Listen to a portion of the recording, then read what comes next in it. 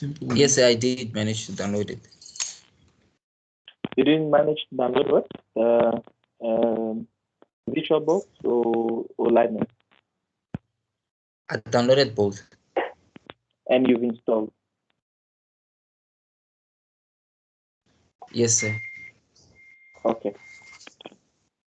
Just for the sake of those who might be struggling, I'll go through that process quickly.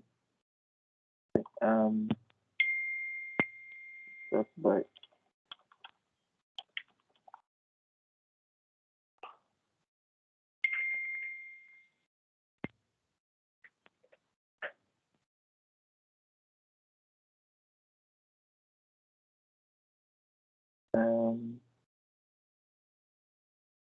okay, so you go to the website, the link I provided, you download the latest version, which is 6.1.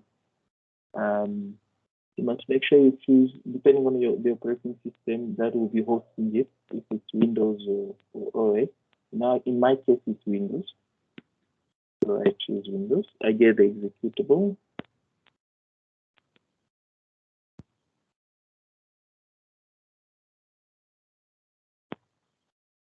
And I run the executable.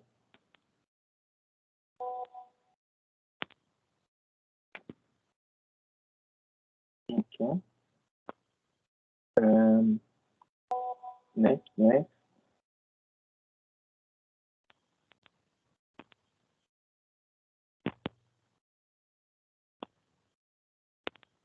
Okay. Then I say yes. Install.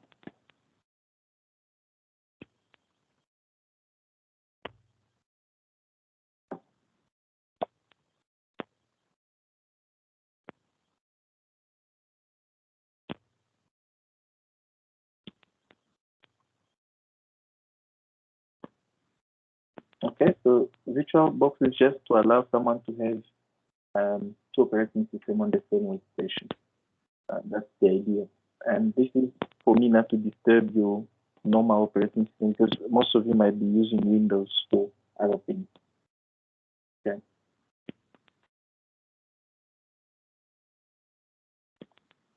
It opens up like that. So the next thing to do is to get the latest Ubuntu version.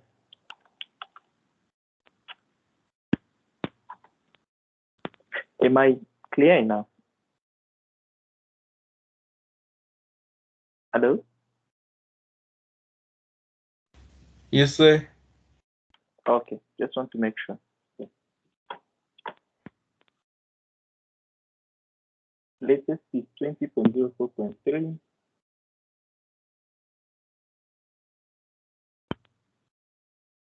Download it.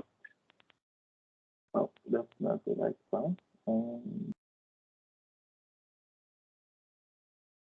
image file, no? That's okay.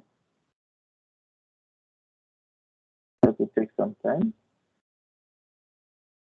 But you can start preparing here for a new machine.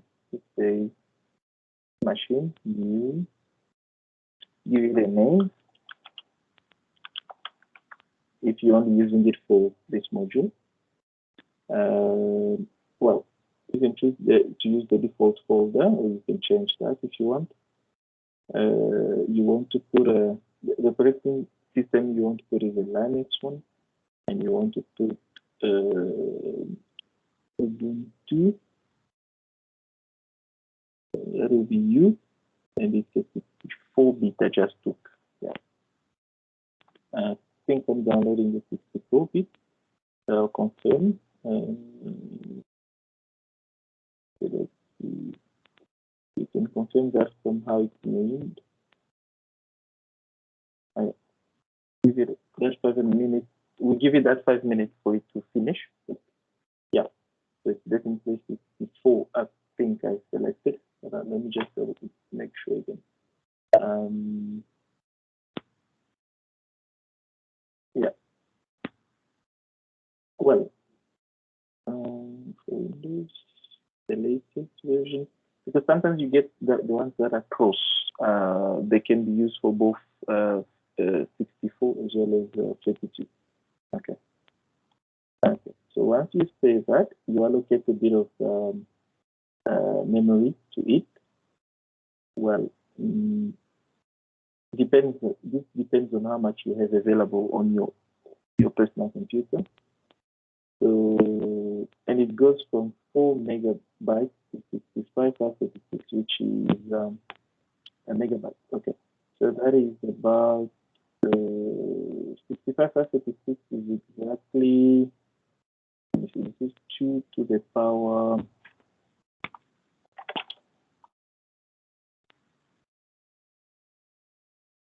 16, I think. Yeah, so that is 2 to the power 16. So if I go,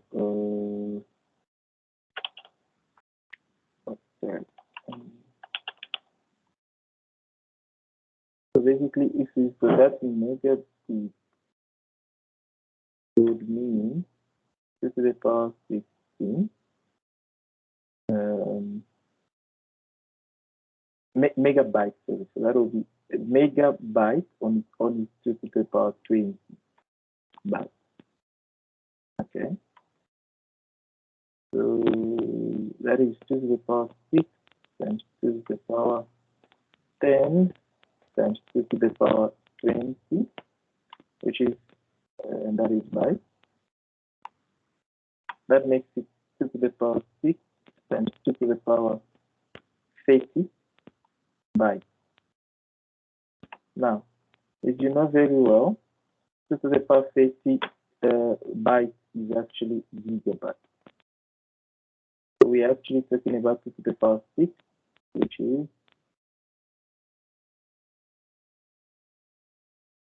64.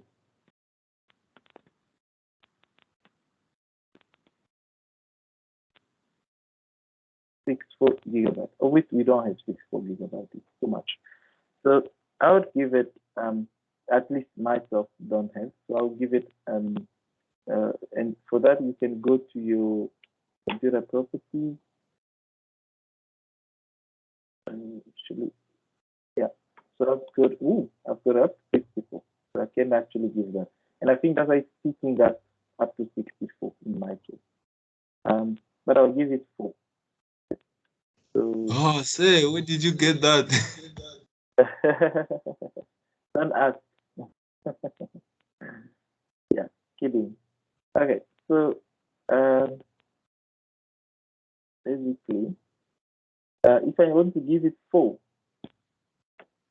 so how much in megabytes it is? It will be 4 times 2 to the power 10, then megabytes. That will be 4 times 1024.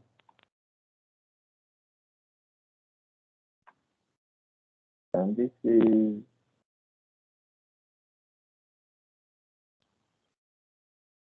4096 if I want to give it 4. So 496. I can even type it there once. Yeah. See? Yeah, that will be 4 gig. Okay. So I can say, okay, now hard disk. When I've added a virtual hard disk, I don't want to add a virtual disk. Well, I can create a virtual hard disk now. Yes, I want to have a virtual disk. That will simply mean that the data for this VM will be stored. I mean, I'm sitting here with my 16 gig. Hello? Someone is making noise? Right. Yeah. Use an existing virtual hard disk file. No. Let's create a new one. Let's say create. And there comes the moment to load the actual, okay, that's still the virtual hard disk. Sorry, that's a virtual disk. You can call it that. That's okay. Now comes to this size. Normally, we won't save much on this. So, out of the 2 teras, I can give it few gigs. Maybe also 3 gigs. One. Okay. VDI, PHD, no, video in this case. Virtual hard disk, virtual box disk image. Yes, image is fine. Yes, so then create. Okay. But of course, if I started, I still have to load the image on it. Okay, let me see. Yeah. So, but here it asks for set up this, and I go search, yeah, and let me do the show. Sorry, I'm trying to boot it up while I haven't loaded anything in it.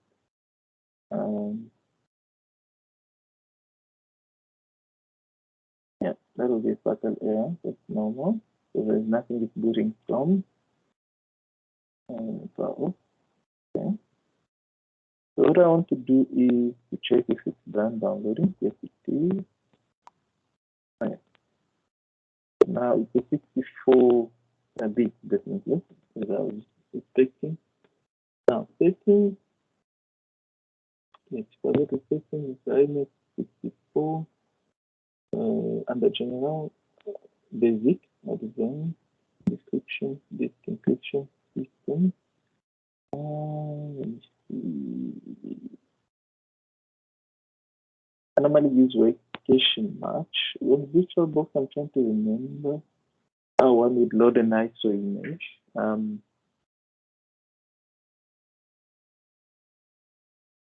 Give me a sec.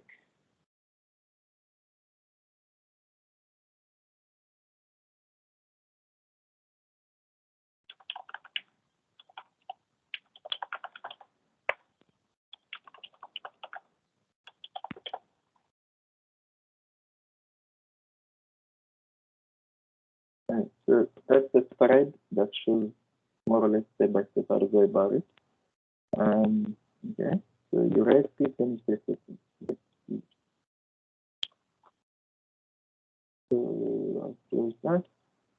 Right click settings, which is equivalent to that, what I had earlier on. And then what do they say? Then storage. Okay. And then from storage, controller stuff.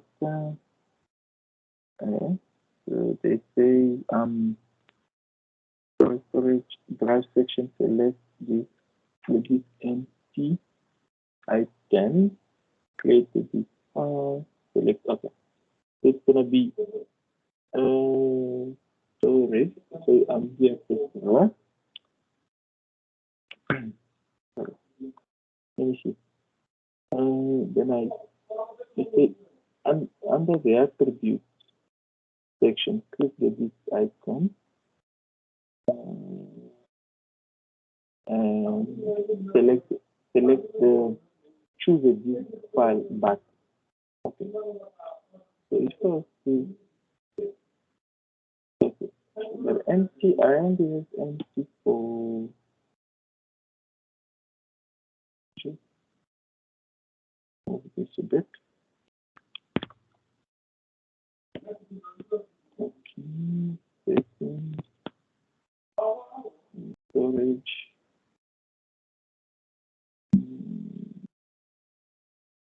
Select the empty item. I don't have an empty item, but I can add one. Okay, add. Let's see. Maybe their version is an older version. So let me see. That is add optical drive. This is add hard drive. Okay. So that looks like create. Yeah, the first one I show.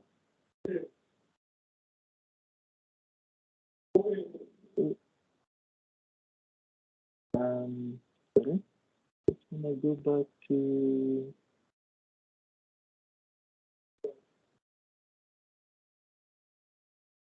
users,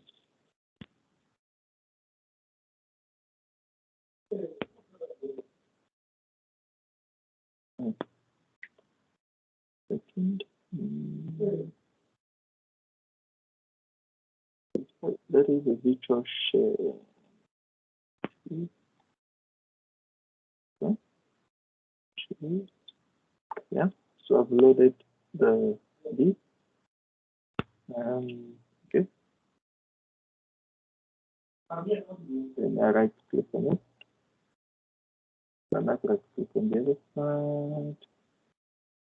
Choose a disk file. Okay, so that was to load it in an empty one. Okay. So I've loaded the ISO in a sales queue. So if I boot from that image,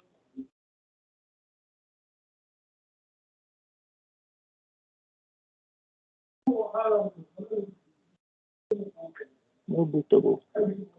Okay. Is anyone who got it right on VirtualBox? Anyone? But Seba, you said you had installed it on VirtualBox. Seba? Say.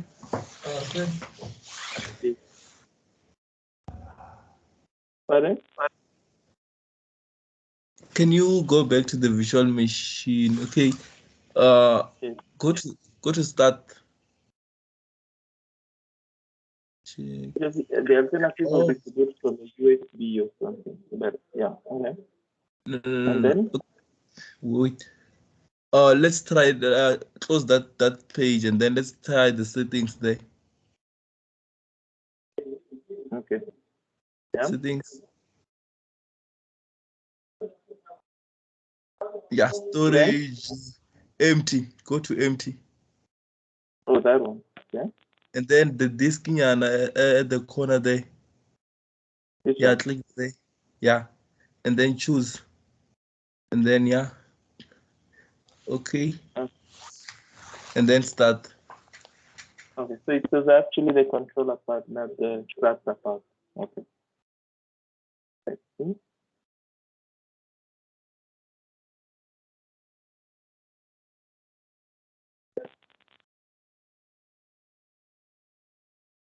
Yeah, it seems to be booting.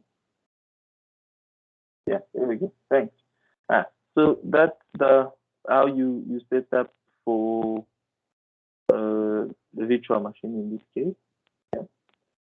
Yeah, and then you have Ubuntu set up that way. Okay, but I'll just go back to the settings and get rid of the SATA extra stuff I had put. Storage. I just want to remove this one. So I think I'll have to remove that only after switching off the because the machine is busy working. I wouldn't do that. Okay. So that's how it boots up. Just want to quickly go to Facebook while that boots.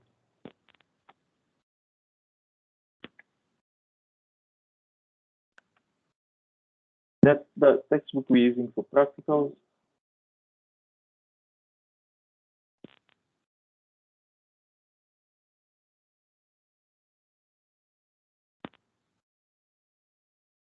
Okay.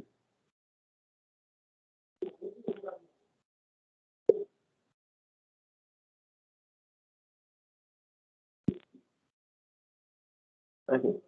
So we just wait for that to boot up. Should be almost there.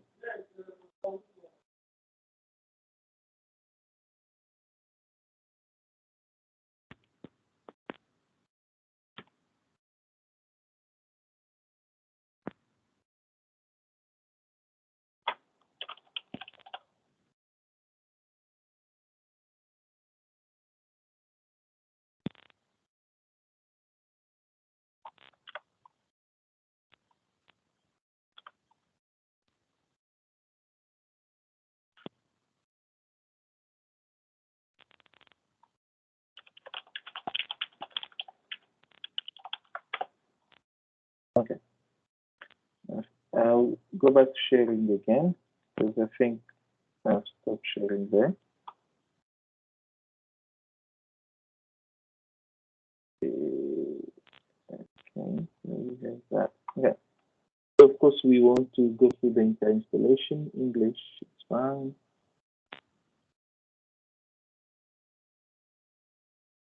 This is just for the sake of those who haven't used VM before. English US is fine. Continue. May I just see which other module you've been using Linux in?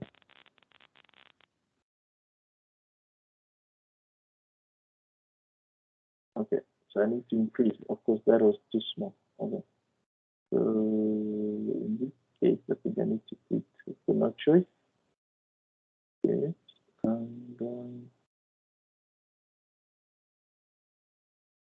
Is there another subject you've used Ubuntu in?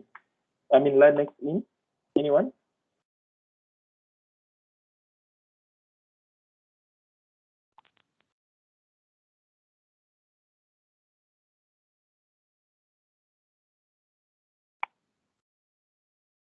No one.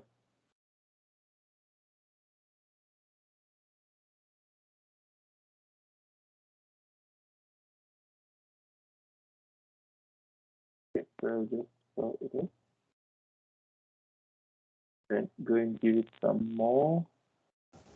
So are you using headsets? Pardon? Are you using headsets? Because there are some words you're swallowing them, like they're not. Yeah, you're not audible. Oh yeah. Let me move out of the headset. Sorry.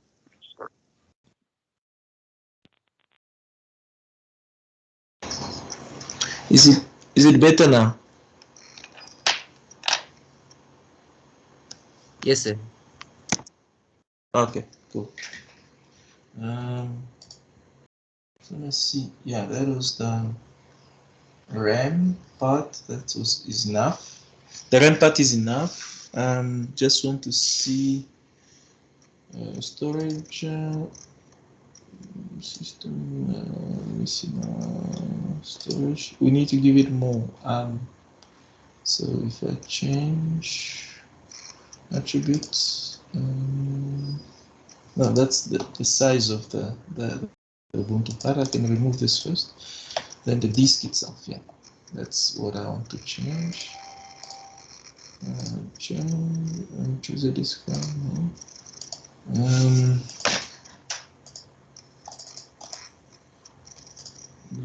how do I change the video again?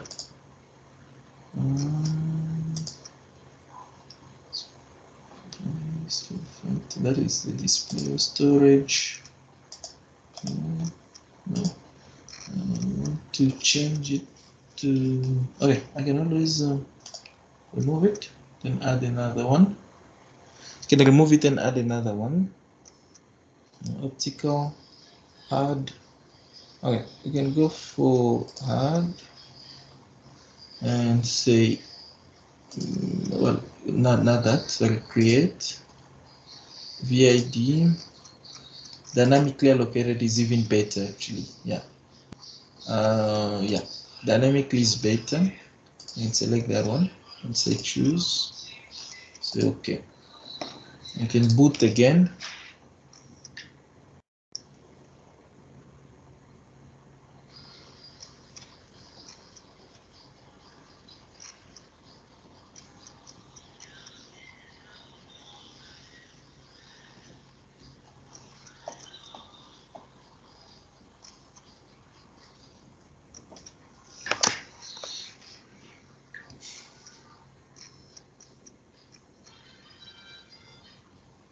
Yeah, earlier on I asked if anyone has been using Linux in another subject.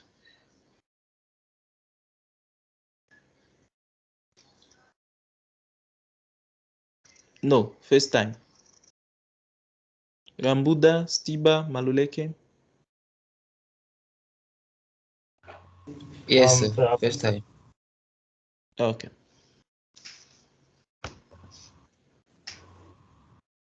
First time also. All right, noted.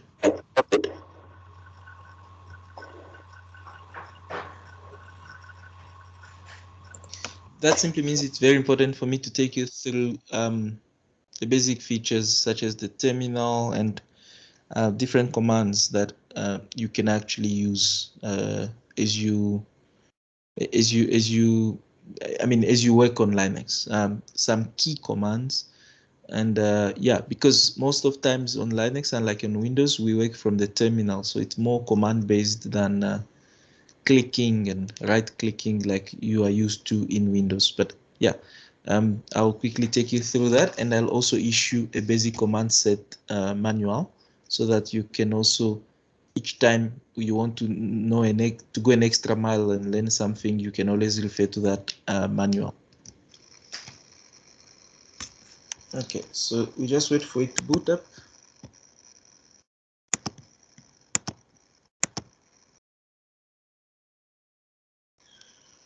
Okay.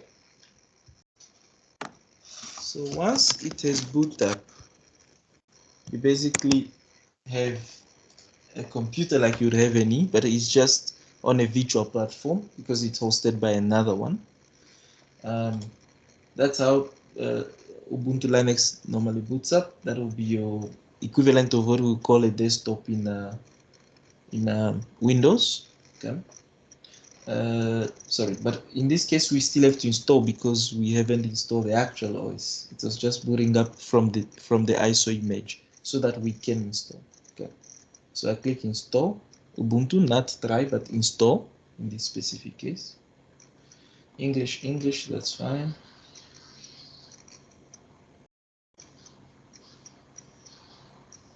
Normal installation, yeah, that's okay.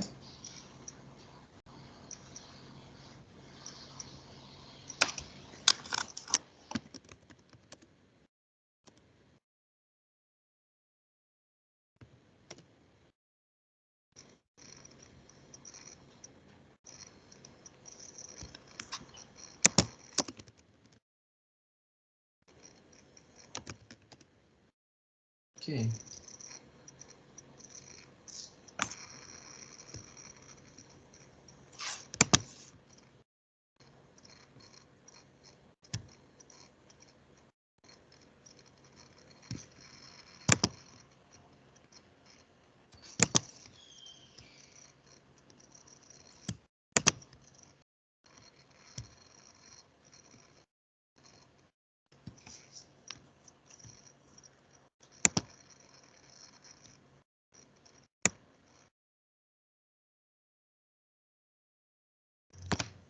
Okay, it says running erase disk and install. This will delete all the programs, document, photos, and okay.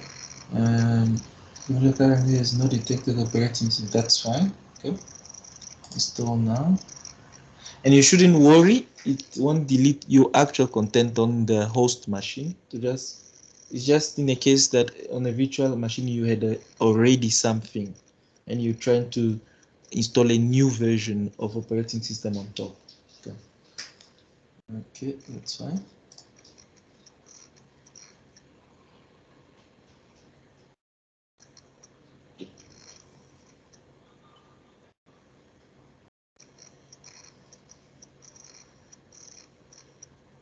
Okay, Johannesburg. Alright, so my name is my surname and then choose my password.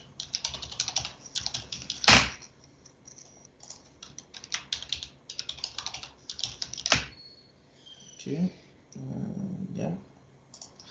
The password is very important because in Linux we've got what we call super user, which is more an equivalent of what we call admin in Windows. So super user has got more access to more functions than a normal user. So in certain cases, such as performing installations of, let's say, any applications, you might need your super user rights, and that in those circumstances, you'll be asked for you to provide your password. So that's very critical to understand as a first layer of security in Linux. Within Linux, you have the super user rights, which are different from the normal user rights. Most of times for critical other functions such as deleting a file, you might also need to have to apply your super user right. So that's about super user.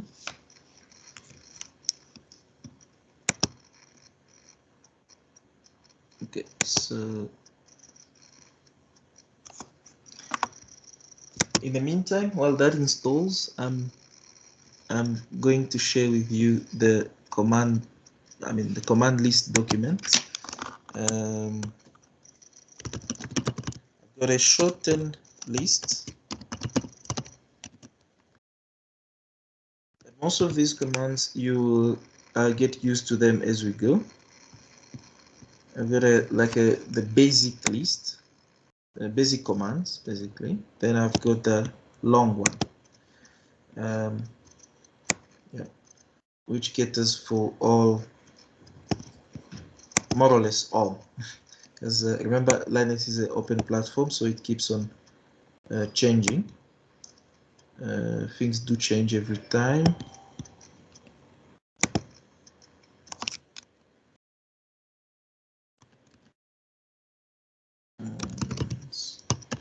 List. I'll share them on WhatsApp as well as on D2L.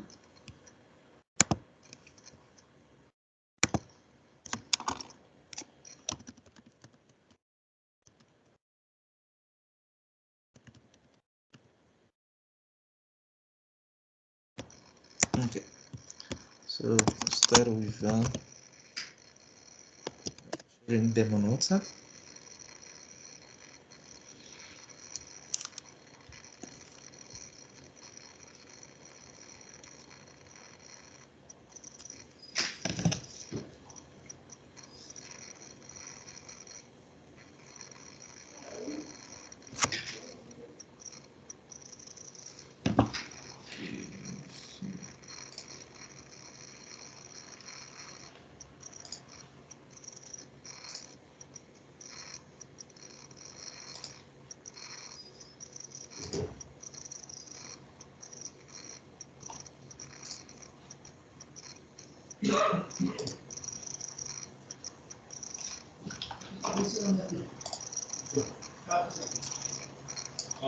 No, sir.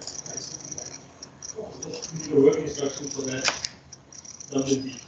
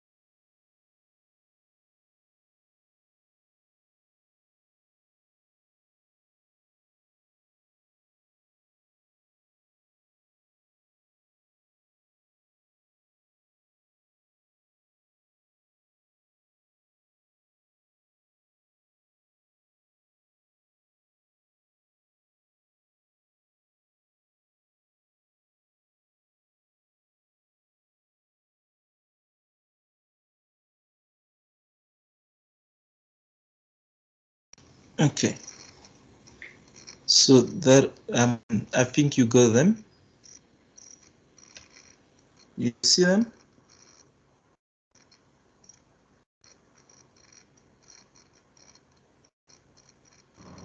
Anyone?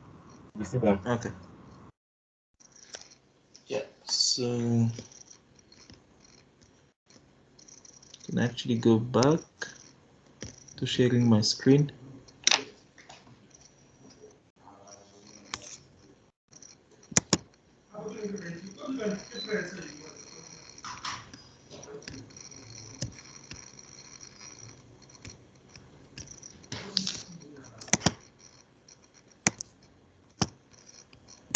Okay, so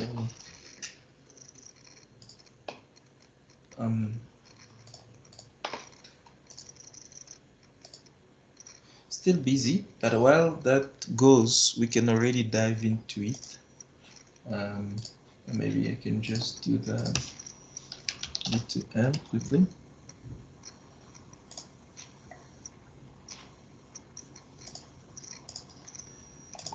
Because that takes quite a while.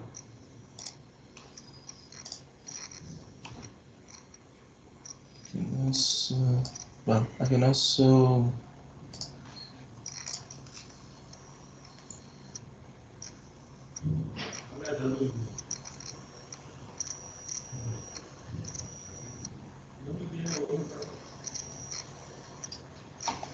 okay. Yes. Okay.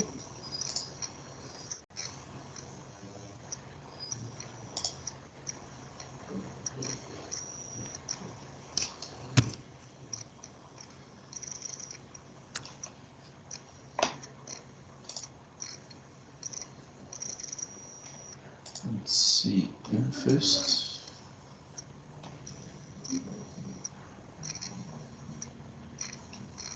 Okay. So yeah, it's fine. Wait for that to finish. In the meantime, you can actually look at some of them, of these commands I'm mentioning.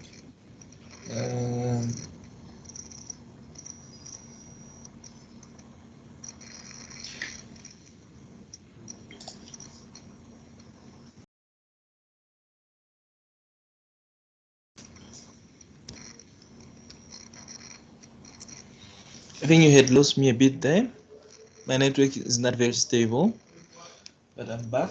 Okay, so this is the textbook we use for practicals, as I mentioned.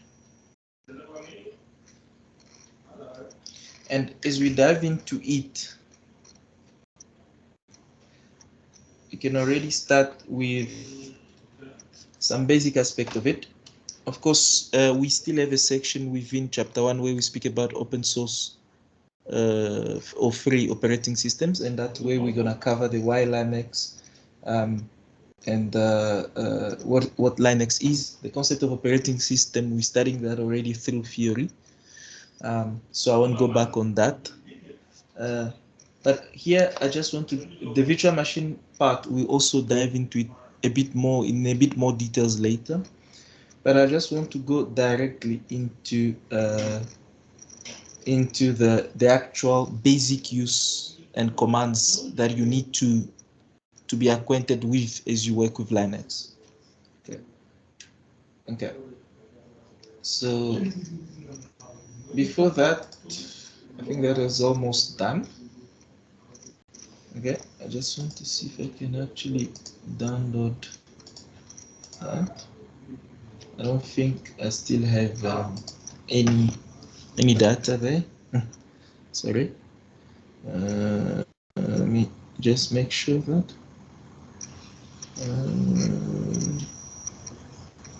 Yeah, I should still be able to download.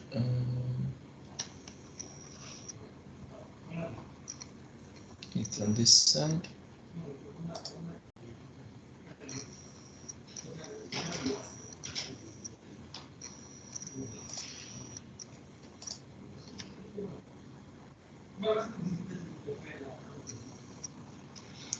But I can also wondering what's going on there. Try another one. But I'm sure you have them on your side as well. We'll start with the basic one, or shortened list one.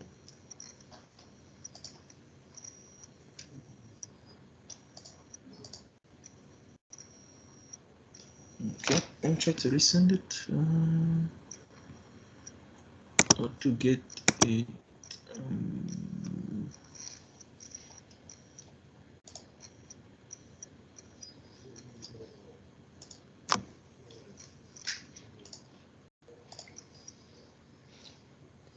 It's fine. The simple commands are the same basically.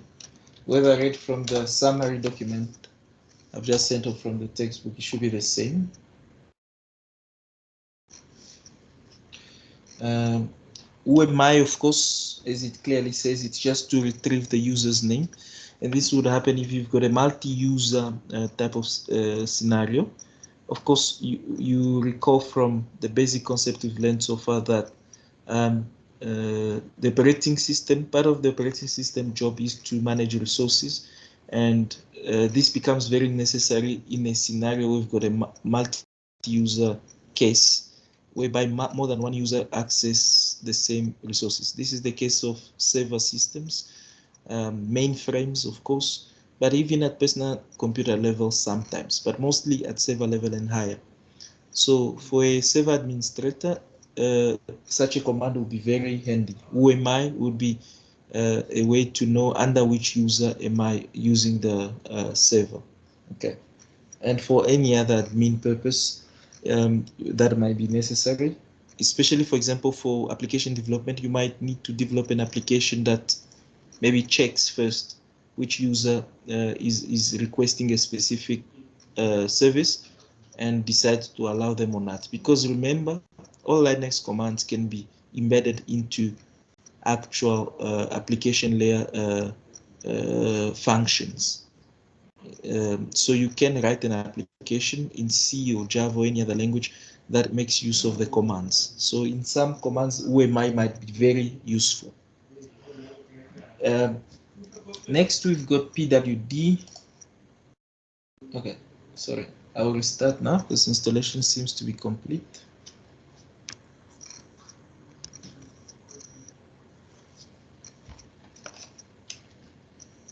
Because I want us to do, to do and see the impact as we go, not just theoretically. I want us to try the commands on the terminal and see how they react. Okay, remove the installation, then please remove the installation medium, then press enter. Okay, that's fine. That's for it to boot. Earlier on I had said booting, but it was just it was still just installing the operating system, but this is then an actual booting now from the operating system we've actually installed on the workstation, on the virtual machine in this case.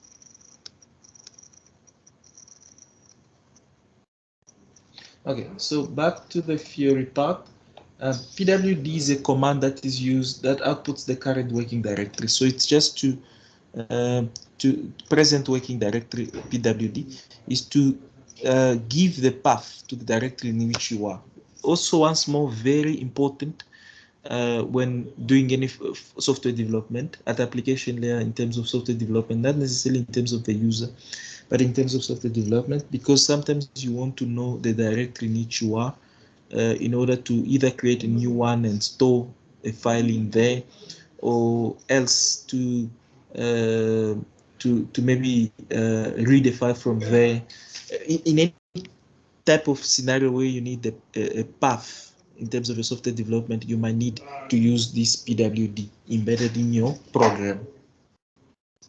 Host name, it output the name of the host. This will either be localhost. Localhost, of course, you know that's your local machine, .local, or the IP address or IP alias of the machine logged into. So the IP address in the case of a remote access, and this is very much applicable to server operating systems on servers and mainframes. But most of the times on a personal computer like this one, whether virtual or actual physical, you will just get localhost, the local domain. very important and very commonly used is ls, which is to list the content of a directory. So this command will give you the names and a basic information of files within a directory under which you are running the command from. Okay, so I just want to see, ask me to log in.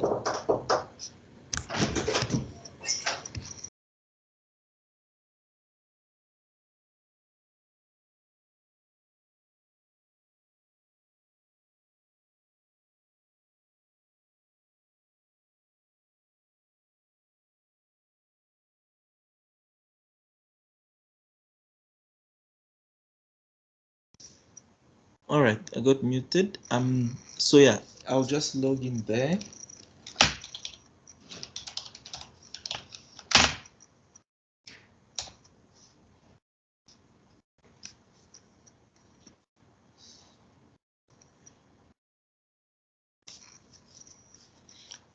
Yeah, so so you understand the basics here. We'll revise quickly. Is that we run everything from the terminal in Linux, then which means we need to know or familiarize ourselves with most of the commands.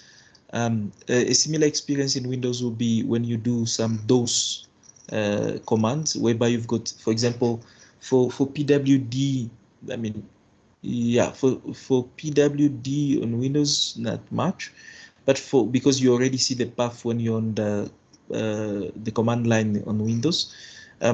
I'm trying to get an equivalent. Something like ls, which is for listing files in a directory, will be equivalent on MS-DOS to dir, which is that will give you all the files in that directory. So yeah, just to make an equivalence there. Okay, so I don't want an online account, but that's how on boot up on a VM Linux will look like, even on a workstation.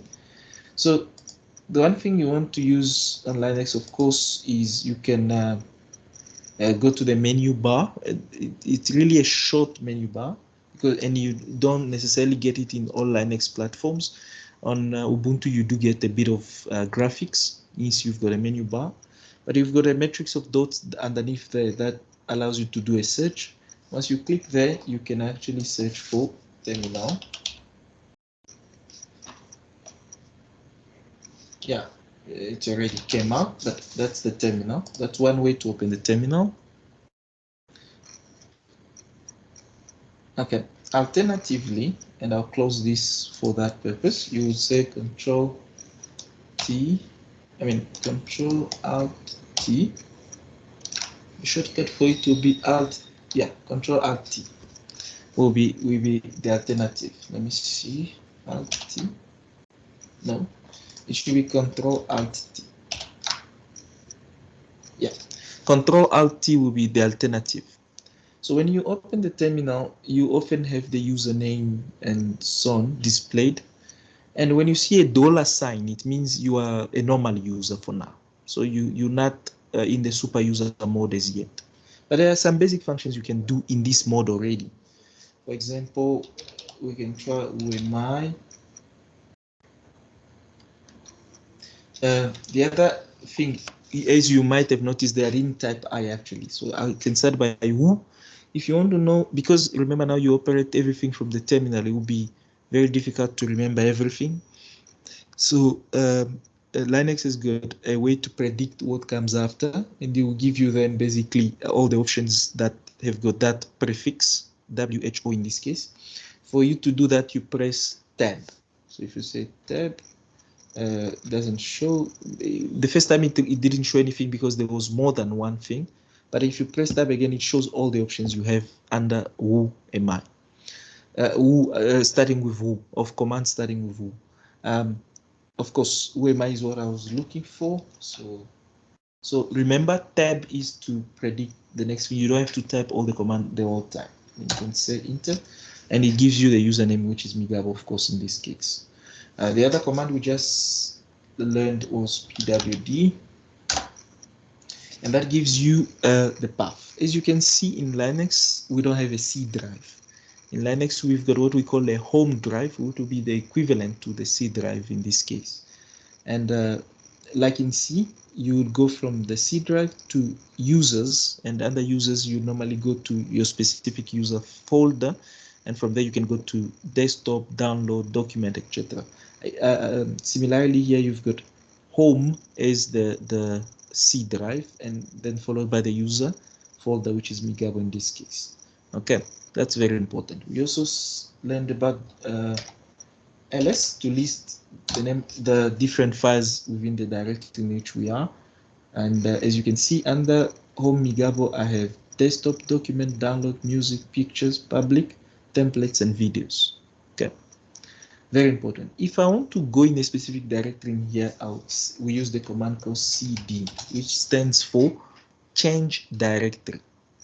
And I can say, for example, I want to go to document. I don't have to type the entire document. I can say doc and say tab. Then it autofills. Then I say enter. Then I'm within the document folder. In there, if I want to know what is in there, I can say ls once more, and it will list files that are in there. But of course, you can see it empty because there's no file in there as yet. Okay. Any questions so far?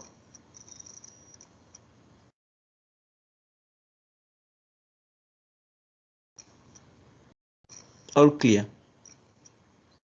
Yes, sir. Yes, sir. Okay, thank you. So that are some of the basic instructions. Let me see if now I can download from WhatsApp.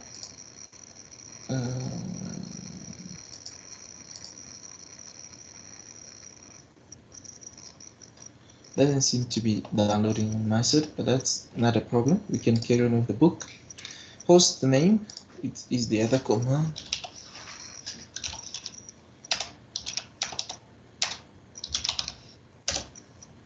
Yeah, of course, it's localhost, but localhost being that will be if you are on an actual workstation.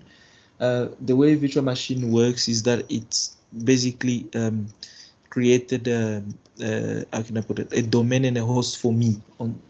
That's how the virtual machine is able to coexist with the actual workstation in my case here. So if you were on an actual workstation, you would have gotten localhost. In this case, we get Migabo VirtualBox. So the username as being the host name, and the domain being VirtualBox in this case. Okay, very important. Okay, so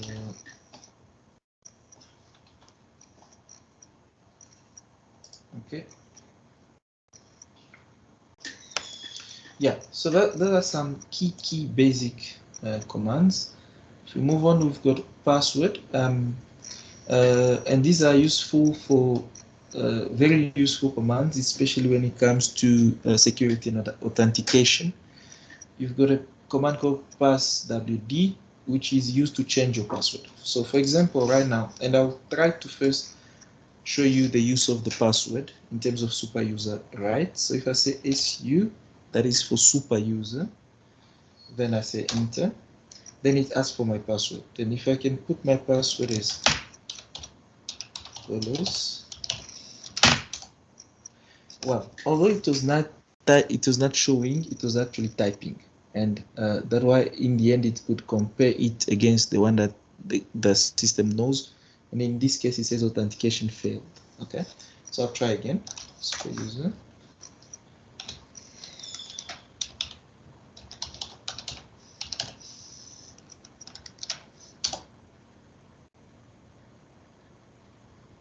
All right, it might be passwd. The current password is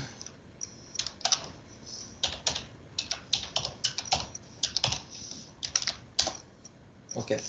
So weird enough, it accepts it now. So I'll change it to something much simpler. For example, 1 2 3 4. For example, and then I had to retype it 1 2 3 4. Oh, it has got some length requirement for much more security. So I'll just say OPS 216D. That's one. OPS 216D. Yeah. So then it has been changed successfully. If I say super user, and I can say OPS 2160.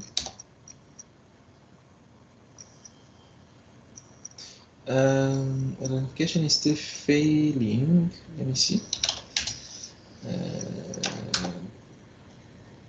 Okay, so if I go,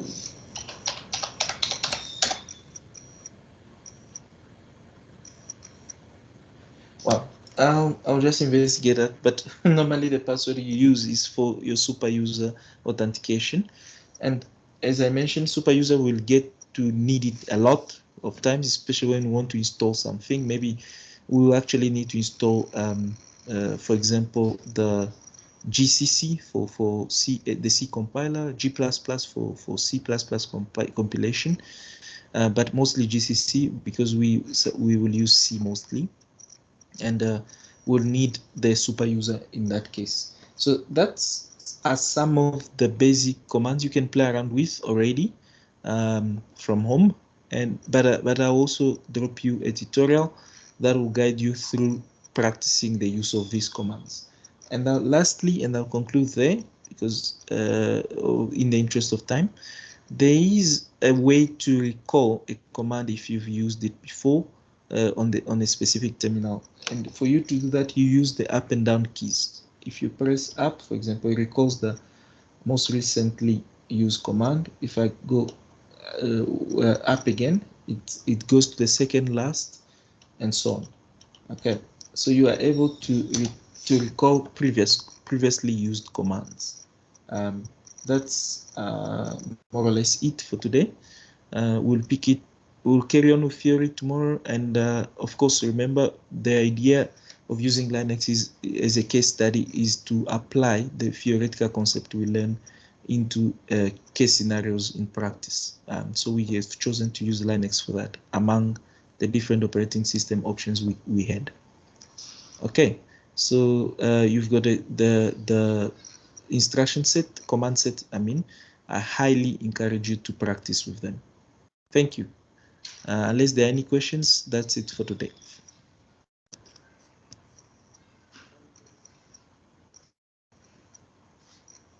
None? None whatsoever, sir. All good. Okay. Sir, Okay, before you leave. Yes, go ahead. Sir? You are breaking?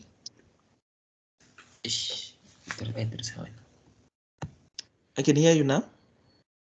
Oh, sir, before you leave, I wanted to ask, is it possible for you to make these videos downloadable here on this thing, on this platform, on Teams? On Teams, instead of going to... Did you experience any issues with the link? Well, that link is taking me to the cloud. Is it the cloud or what? It's taking me to the cloud, not here on Teams. I can't download them on Teams. Yes, I can try to make them available, but with the link, you'll just go to the cloud and then you can enter your email address, right? Are they asking you for your email address? Yes, they are, sir. Yeah, I'll try to see if I can make them available on Teams so that you guys can download them directly from here as well. I'll let you know. Thank you. Okay. All right.